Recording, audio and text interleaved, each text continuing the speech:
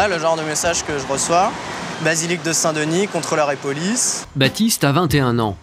Étudiant à Paris en informatique, il est à l'origine d'un système de fraude particulièrement efficace qui donne du fil à retordre dans la RATP. Un système, vous allez le voir, d'un genre un peu particulier. Je me suis dit, quand il y a des voitures de police qui contrôlent ou quoi, les gens font des appels de phare, ils se préviennent, il y a une certaine solidarité et ça n'existe pas pour les contrôleurs RATP. On ne dit pas, là il y a des contrôleurs, etc. Donc je lui ai dit de créer un compte qui permet aux gens de dire où est-ce qu'ils ont croisé des contrôleurs. Ce compte est un système d'échange d'informations sur Internet sur lequel il suffit de s'inscrire gratuitement. Et pour être sûr que ses abonnés ne se trompent pas quand ils cherchent à obtenir une information sur les agents embusqués dans le métro, il a intitulé son compte RATP Contrôleur. Attention, police ferroviaire et contrôleur à bibliothèque François Mitterrand, RER-C. Contrôleur aux halles près des RER A, B et D. Donc le principe, c'est que les gens s'abonnent à mon compte. Ils m'envoient une information comme quoi ils ont vu des contrôleurs à telle station, telle heure.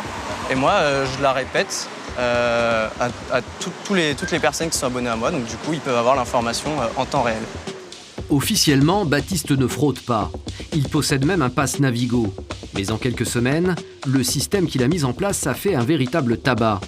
10 000 abonnés se sont inscrits sur son compte. Voilà le genre de message que je reçois. Contrôleur à Sèvres, Babylone. Contrôleur à Val d'Europe, 16h37, RER A. Basilique de Saint-Denis, contrôleur et police. Ce sont les messages que les abonnés t'envoient. Voilà. Voilà pour la théorie. Reste maintenant à savoir si sur le terrain le système est efficace. Avec un complice de Baptiste, nous descendons dans les sous-sols du métro. Après 2 changements, nous tombons sur des contrôleurs à la station Châtelet. Notre accompagnateur nous explique la façon de procéder avec son téléphone. Alors ? Donc là, on vient de voir les contrôleurs RATP. Donc ce que je fais, c'est que je vais envoyer un message donc, au compte RATP contrôleur. Je vais l'envoyer via Twitter. C'est-à-dire je vais lui signaler l'endroit, l'heure. Et puis si je peux avoir plus de précision sur l'endroit dans la station de métro où il se trouve, je le fais.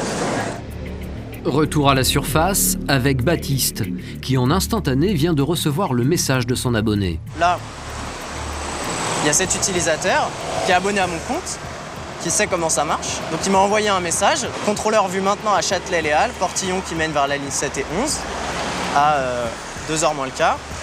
Et donc j'ai tweeté, contrôleur vu à Châtelet, tourniquet vers ligne 7 et 11 à 13h45.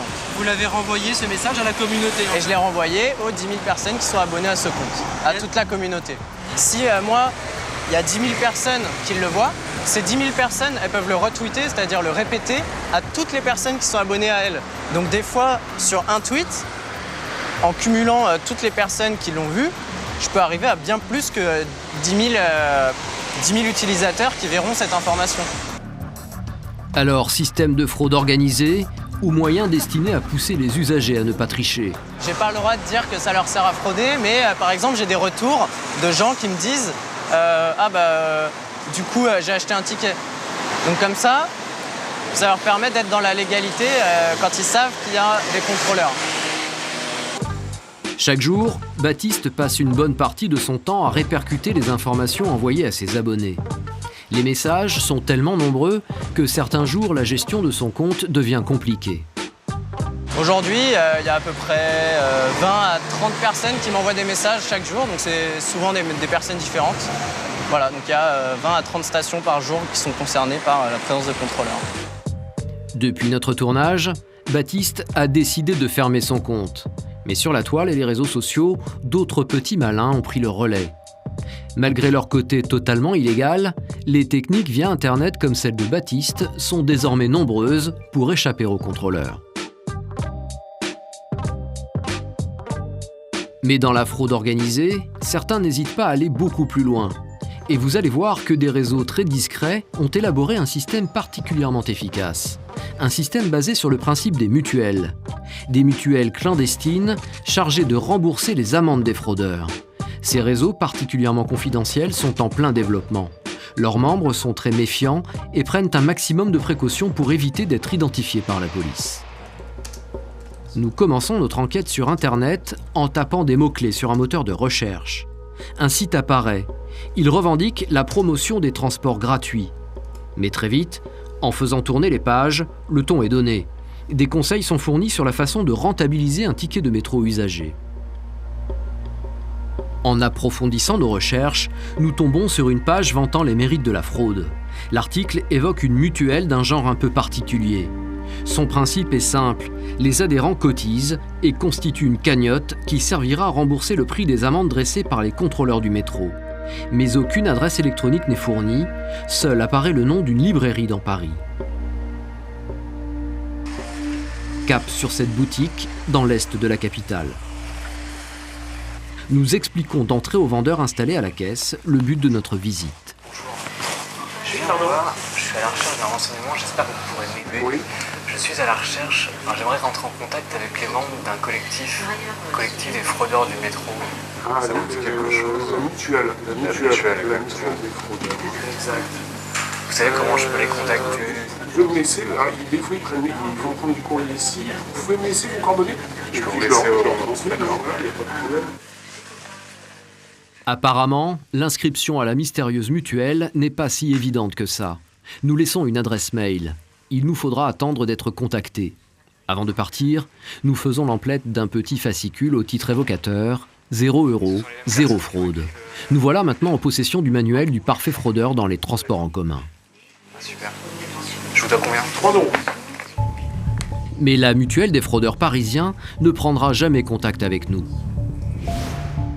Heureusement, grâce au livre que nous avons acheté, nous tombons sur l'adresse d'une mutuelle des fraudeurs quelque part en province.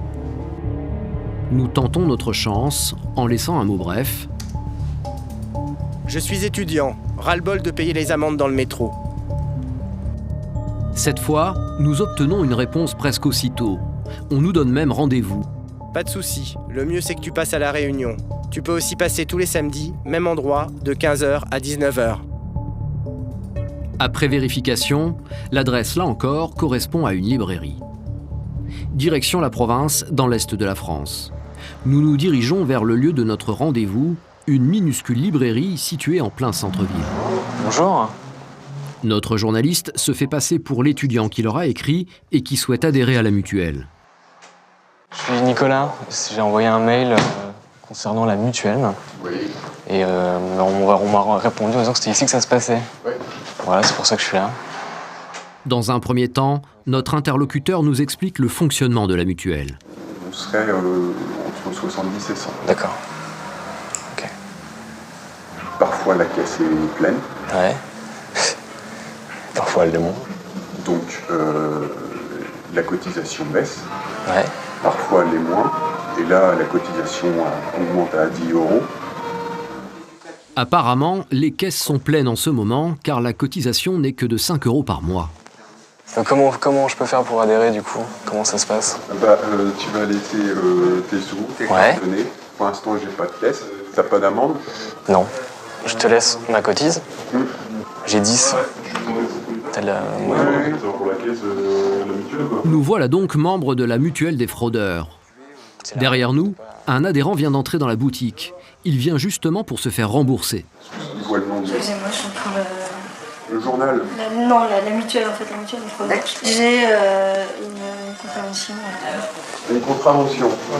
Ouais. En fait, j'en ai même deux, je pense que les deux, vous allez pas pouvoir me les rembourser, ça fait 64. Ça va être un peu juste, j'imagine.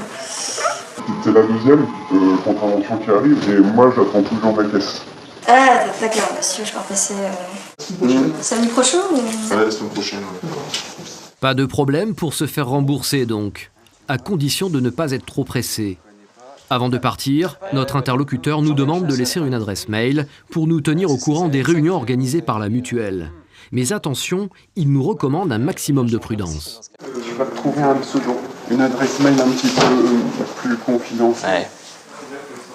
Pourquoi? Question, pas dire.